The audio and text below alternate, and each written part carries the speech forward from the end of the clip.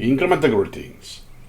So today, this morning, I did one session with my computer, but it was on my laptop. So the solution I have for using two different computers is using a backup on the cloud, in my case GitLab. So now the question is how I do make the changes on this computer, how I sync from the cloud. So in my case, I have one dedicated drive for SuperMemo. Now SuperMemo, it's the name of the repository on GitLab. So I have here my local repository.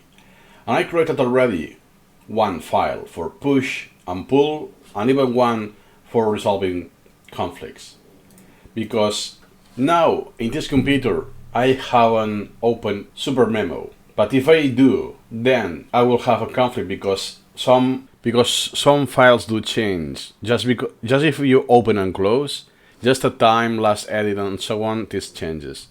So long story short, what you need to do, in my case, is just opening that. As you can see, it's plain and simple git pull, nothing else. So you could also use cmd here and git pull. So I will be getting all the changes I did from my computer, my laptop. Here's all it did. It created new modes and deleted, because when you do done on SuperMemo, you're deleting files. And that's it.